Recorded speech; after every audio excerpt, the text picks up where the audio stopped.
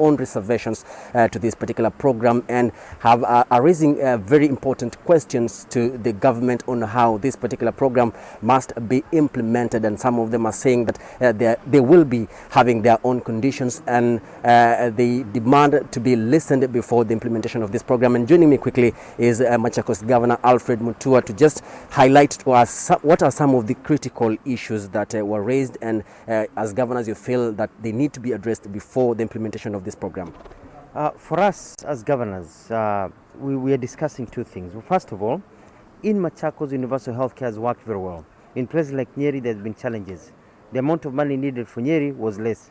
So some of us governors feel like we need, first of all, to compute what is the actual cost of actually treating somebody in this country.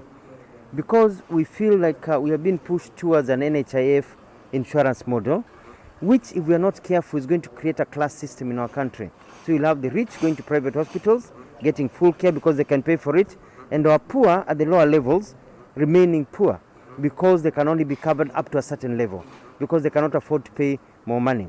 So what we're interrogating here is to say, we want a system whereby it doesn't matter who you are, it doesn't matter whether you're rich or poor, you're getting a class system.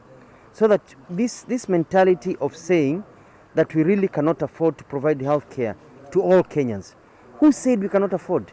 We can afford to buy guns, we can afford to buy missiles, we can afford to build railways. We can really afford, from my perspective, it's a political decision to provide 100% health care to each and every Kenyan. This is going through a process whereby some people will be left behind. These discussions are coming at a time the country is really battling with the pandemic. Yes. So is this also a factor that is being considered when some of this, conversation is happening? Yeah, I'm a bit disappointed because we had a sitting with President Uhuru Kenyatta. We totally agreed that we need to look at a system whereby all the facilities in our country will be brought up to speed. We didn't have to wait for COVID. We look at a place where we can get money given to counties to supplement, to improve our system. Now we are going to an NHIF model. So for me, I'm a bit disappointed that what our experience in Machakos is basically not being taken into consideration at all. They've already locked themselves into NHIF. They say it's only affordable way. So our experience is out kabisa. For me, I feel 50 to 100 billion per year voted in by Parliament for UHC would work. And then we can work out on the other modalities. So there have been some differences when it comes to financing as well. Yes, what is the county, what amount of money is the county government, county governments are supposed to pump towards this particular program? It's not even that. It's already county government are pumping money because we are paying the salaries. We are paying for the equipment. We are paying. How about the doctors and hiring of? We are paying for all those people. So those are some of the things that we are looking into how to get them. And now, the issue of health workers. They cannot tell us that they'll recruit from me a doctor in Nairobi to work in Machakos. Because whoever recruits you is one in charge of you. I want to be in charge of my doctor in Machakos because I can move them around, I can fire them, you know what I mean, if they're not working. But if they're hired by somebody else, then it becomes complicated. Okay. Thank you so much, Mr. Governor. Thank you. And what I'd say, this is a political will. And that is one of the reasons I'm running for president. Because I have seen better models all over the world without going to an insurance company that is right now serving just the rich. So they have to convince us that they'll be serving public hospitals. Because right now, majority of money of NHIF is going to private facilities just for the rich. We are creating a class system in our country. Thank you so much. That is the opinion from Machakos Governor Alfred Mutua. And of course, remember that all the governors who are part and parcel of this conversation will be given an opportunity to address the government officials being led by Cabinet Secretary for Health, Mutahi Kagwe. I've also seen Devolution Cabinet Secretary Eugene Wamalwa, and of course also the Council of Governors led by the Chairman Wycliffe Oparanya. They are all here to angle out on all these issues and try to find a common ground.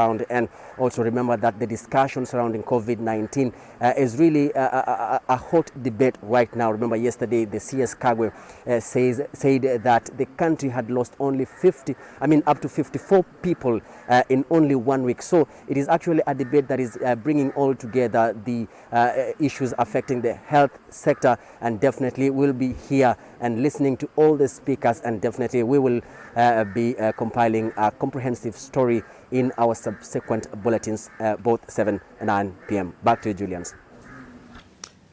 Very many thanks, Kevin Mutai, for that update. Clearly some sticky issues as far as financing is concerned. Elsewhere, Interior Cabinet Secretary Fred Matiang'i has instructed top security heads in the country to facilitate implementation of the Building Bridges initiative.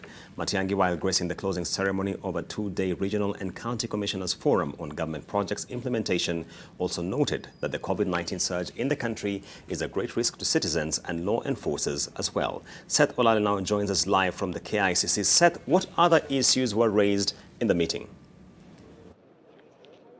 Well, good afternoon, Julians. Actually, what's happening right now behind me, we have a photo session, and you can see the top leadership as far as the Interior Ministry is concerned. We have the CS for Interior, that is Fred Matiang'i, his PS, Karanja Kibisho.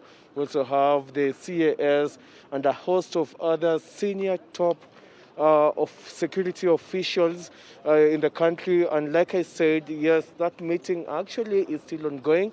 Right now, they're just on a lunch break. And like the emphasis was, as you mentioned earlier on, Julian, is that yes, indeed, the government was here in its top leadership led by the CS Cabinet Secretary Fred Matiang'i to emphasize on the need of propelling and facilitating and effecting the government agenda. And at this point, we're talking about the Building Bridges initiative. And the top security organs present are, of course, also led by the cabinet, the Principal Secretary in the Interior Ministry, that is Karanja Kibisho. You can also see there Ambassador Francis Mudaura. They were part and parcel of this particular forum where the top security organs are talking about the regional commissioners, the county commissioners, the top police commanders in the country, and the emphasis was on, yes, implement the government agenda. And this time we're talking about the Building Bridges initiative. And they were told not to be intimidated by anyone and instead make sure that they align and they effect the president's order, because the government has come out so clearly today to say that it supports the BBI, and that is according to the president, the head of state Uhuru Kenyatta, and the top security organ here has been instructed to ensure that the BBI report, the BBI initiative is actually facilitated, effected to the counties. And apart from that, of course, also we had the CS for Interior, that is Fred Matiang'i, also raising concern as to what he calls an apparent second wave of COVID-19. And he indeed alluded to having lost too close confidence in two senior security personnel, one in Kajiado and another one in Mount Kenya region. And indeed, he said that COVID is real, and he wants the security personnel, the top security organs, to lead by example in making sure that they adhere to the protocols laid down by the Ministry of Health in terms of, containing the pandemic. And he said that it is also important that this is effected to the citizens. And to even stress that particular point, there was going to be a meeting next week on Wednesday led by the president himself, an extraordinary meeting just to address this second wave that is now being reported in the country. And all security organs are going to be present, including the governors, just to give proposals to the head of state as to what the country needs to do to contain this second wave. But of course, to a more detailed report, join us live, join us on our subsequent bulletins. We're talking about 7 p.m. Gioni as well as 9 p.m. Newsnight. Back to you. Many thanks, Seth Olale, right from KICC, giving us the latest regarding that issue. Elsewhere, speakers of the Houses of Parliament have been urged to keep them open during this pandemic period to continue with their oversight roles, especially now that both levels of government are receiving emergency funds to combat the spread of COVID-19. These are some of the emerging issues at the Senate Liaison Committee meeting in Naivasha, Nakuru County. And Bridget Ngana now joins us live with an update from those proceedings. Bridget, what has been the conversation this morning regarding this development?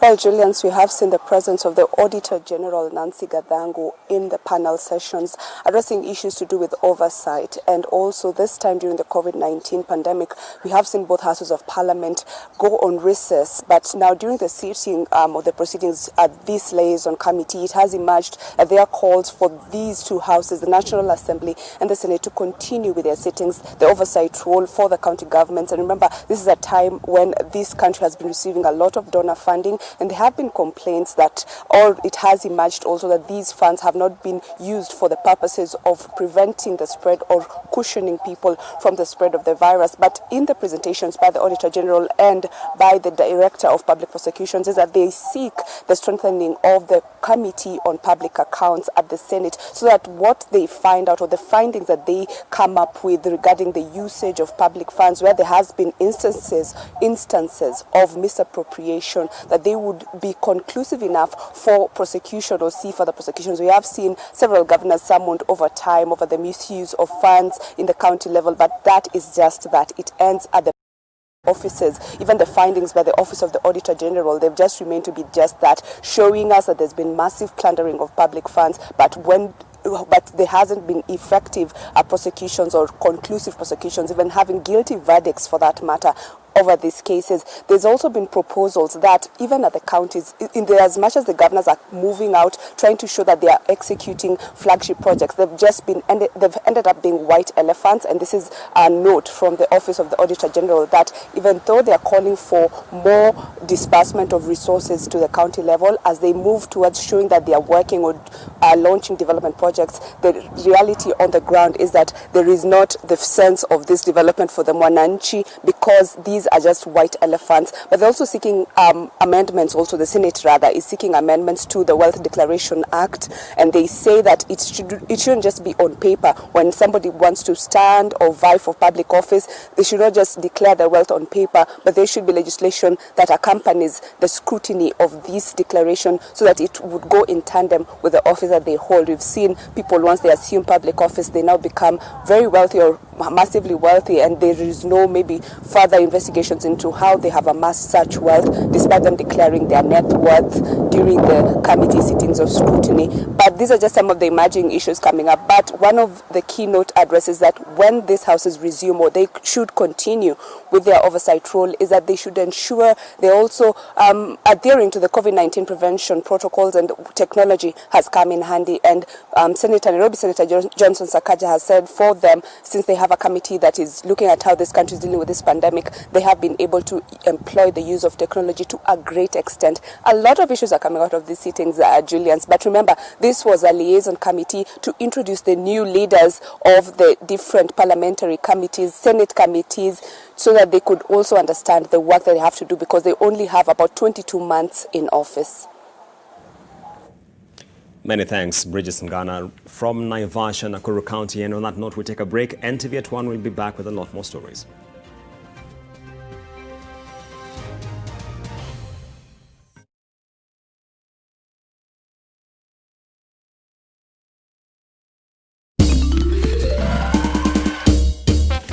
Sona moja imetengenezwa kwa njia spesheli ili kupambana na maumivu kwa haraka. Sona moja ina aspirin kama kiungo.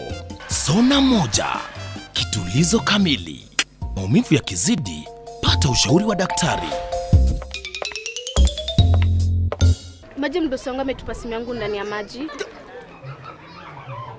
Mdosi wako kwa sawa? Venye Nkirota ameniambia ajui, na akimpigia simu ashiki. Hi guy, what the?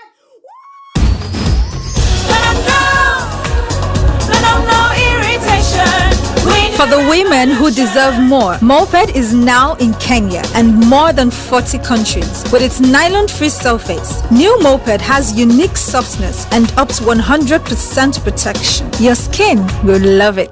New Blue Band Mayonnaise. Made from natural ingredients with omega-3 and 6 to enjoy long-lasting freshness and natural taste unlike any other mayo. Grow healthy and happy kids with New Blue Band Mayonnaise.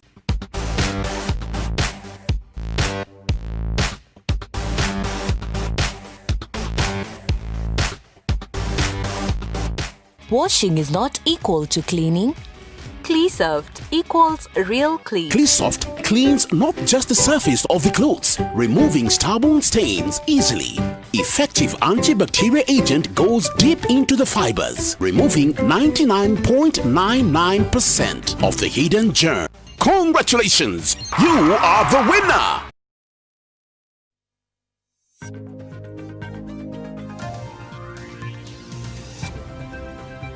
Welcome back to NTV at 1. An expectant woman and her 5 children are living under a hollow baobab tree in Kirutai area in Voi, Taita Taveta County after family wrangles that left them abandoned and homeless. The family has been living in the tree for 7 days now under harsh conditions and cold nights. Bill Otieno visited them as they were preparing to spend another cold night and filed this story. 5 p.m. finds this family of 6 in the process of preparing dinner, and their biggest concern is how to brave the cold night in the tree. This baobab tree has been their home for the last few days. Tulikuja vizuri sisi, tukafika hapo mtoni, kuna mtu hapo hicho kituo kiko hapo. Tukapata watu wanachota maji, tulikuwa na mitungi. Tukachota maji. Nikamwambia watoto safirisheni vitu, hata kama baba yenu hayuko, nendeni mvingize wapi kwa huo mbuyu. Alafu mimi mrudi mje mnisaidie maji. Tukabeba hayo maji, nikaongea na watu hapo dukani, nikapewa unga, nikaja nikawapikia ugali. Wakala nikawatandikia, nikawahifadhia ndani, wakalala. Mzee alipokuja, ikawa watoto tunawatandikia, tunatengezea ndani, tunafunga ile curtain, kulikuwa na curtain hapo mlangoni. Na vile tunapanga hapo kwa mlango na tunafunga vizuri, alafu sisi tulikuwa tunanyoroshia tu hapo. These children are innocently finding refuge, not knowing the risk of snakes, wild animals, strong winds, and approaching rains facing them. But how did they get here in the first place? Sasa mbali na hayo, walikuwa kila wakati ni kupigana tu kwa nyumba. Mamake akamwambia akishaenda mlango wa kutoka huko, lakini wa kurudi nyuma hauko. Na mimi nikajizulu tu, nikatoka nikaenda. Tulikuja Saturday last week. Kaambia sawa wewe lala, sitakupigia tena. Mimi nitaingia chini ya mbuyu, kuna nyumba hapa, nitatengezea watoto wangu, tutalala mpaka asubuhi. Sasa imenisukuma kwa sababu ya harakati ya changamoto na familia inakuwa na nyumbani hakuna nafasi. Room yenyewe nilikuwa naishi peke yangu. Nilikuwa najistiri peke yangu. Sasa nimekuwa na familia, ndio nikawa naacha nitoke kando. Nijitengenezee mahali naweza sema ni kwangu. Na kuna nafasi. Juliet says they have been overwhelmed by hardships, spending long hours in the wilderness with little to feed on. She's appealing to any well-wisher to come to their rescue. Bill Otieno, NTV. Now, elsewhere, the government has started a nationwide training program for border operators aimed at enhancing compliance with the traffic rules, road courtesy, and impart them with basic first aid skills and road safety skills. Speaking during a meeting with the border representatives and other stakeholders, ICT Cabinet Secretary Joe Musheru said that the initiative, which will cost 150 shillings per rider, aims at getting every rider with the road license. The training will be offered by the National Youth Service. This program comes hot on the heels of the formation of the Border Association of Kenya Investment Scheme, launched last week by President Uhuru Kenyatta. The border sector employs more than 1 million Kenyans, mostly the youth.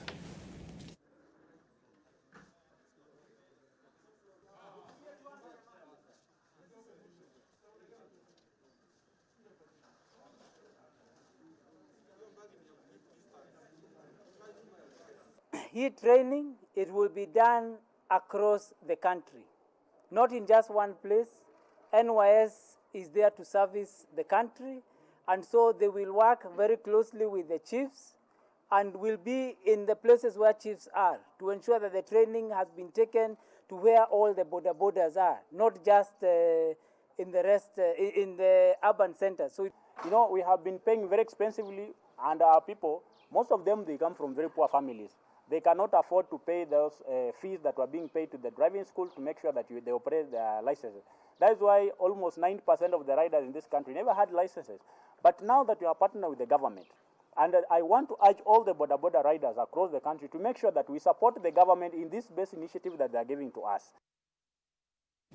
And staying with transport and logistics, stakeholders in the matatu sector are urging the government to allow them to revert to carrying passengers at full capacity, citing heavy losses ever since the COVID-19 necessitated a directive to ferry at below capacity. The Matatu Owners Association says it is reading mischief in the action by the government to allow some modes of transport to operate at full capacity while barring the matatu industry from doing the same. We have to allow our vehicles to carry the full capacity. When we have discrimination, having railway, SGR, having full capacity, because it gives the government revenue. What of us who are giving a service while doing private business? This is unacceptable. Are we agents of spread? No, we ain't. We just aching. We want to do business. We have invested heavily. Our members have had to restructure their loan giving, which they are still unable. And crossing over to matters public finance, the National Treasury has published draft regulations to guide the proposed disaster management fund designed to mobilize resources towards effective and efficient disaster management. The draft regulations propose that an amount not exceeding 60% of the fund's proceeds will be dedicated to disaster response and mitigation, while an amount not exceeding 20% will be designated for disaster preparedness. The fund shall be managed by a non-executive chairperson who will be appointed by the President. The National Treasury has proposed that the fund be established with a 3 billion shillings in seed capital to be appropriated by the National Assembly in the financial year between July 2021 and June 2022.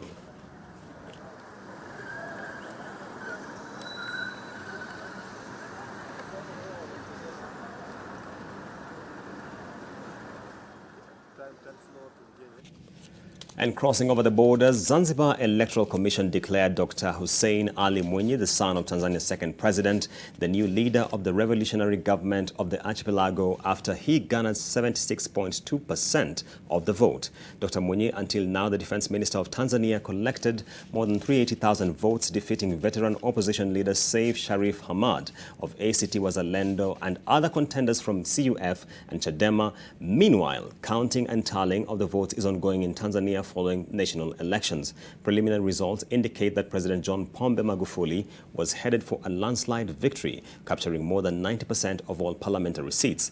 But as Chama cha Mapinduzi supporters popped champagne in celebration, opposition leaders dismissed the electoral process as fraudulent and vowed to march to the streets to demand their stolen democratic rights. The United States said on Thursday there were quote-unquote serious doubts about the credibility of the Tanzanian election.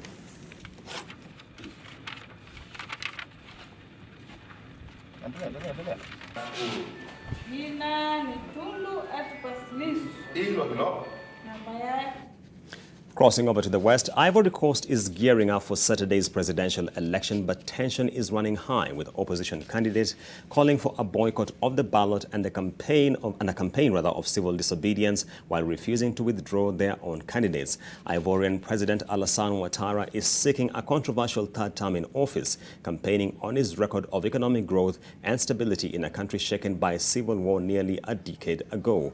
But violence has flared once again this year as the election has drawn closer, with intercommunal violence leaving at least 7 people dead and 40 others injured in recent days in and around the port town near Abidjan. Of the 4 candidates cleared to run by the Constitutional Court, only 2 have been out on the streets campaigning: incumbent President Alassane Ouattara and the independent candidate Henry Konan. Opposition leaders have called for a boycott of the election as they say amendments introduced in 2016 allowing Ouattara to run for a third term are unconstitutional.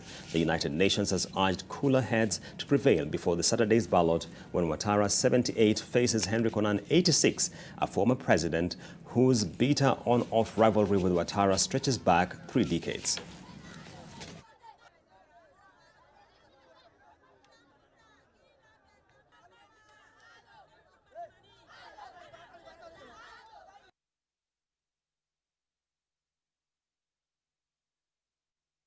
And crossing over to some sporting action, with the government looking to ease restrictions surrounding the continuing ban on contact sports, focus is when the official green light will be given for team sports and training to resume.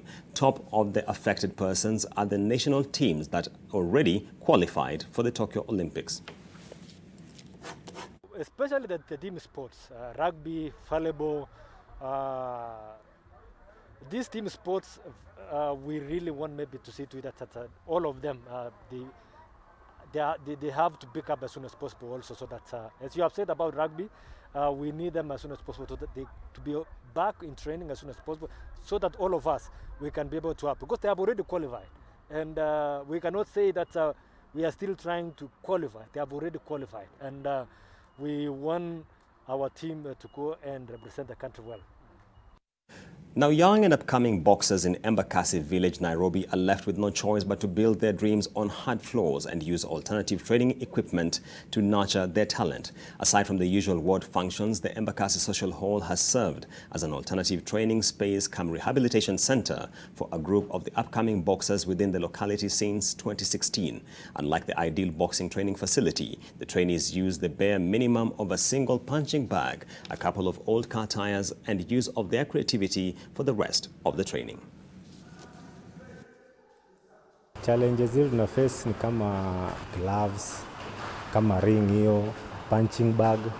Kama sasa kama hii unaona hii sasa tulinunuliwa na MCA. Zile gloves tunatumia ni MCA ndio tupatia. Kwa hivyo sasa, lakini tungeomba kama wengine pia wangejitokeza pia watusaidie, pia ingekuwa ni vizuri. Challenges unapata sometimes unaweza kuwa na time ya kutrain, lakini pale kama hapa hii ni hall, watu hufanya vitu mingi humu hall. Unapata kuna function fulani imewekwa humu, so ukikuja unapata hakuna place ya kutrain, inabidi unatafuta place nyingine. And let's cross borders to the Europa League, where Arsenal overcame an initially stubborn Dundalk FC from Ireland to get a 3-0 victory at the Emirates Stadium. Edin Keita pounced from close range to give the Gunners the lead as Joe Wilcock blasted a shot into the roof of the net 2 minutes later. Nicolas Pepe's brilliant effort from the edge of the box seconds after the restart killed the game off. Arsenal have now won both their opening Europa League games. It was a stark contrast to Tottenham boss Jose Mourinho's criticism of his fringe players as Arsenal's North London rival Spurs lost 1-0 to Royal Antwerp from Belgium.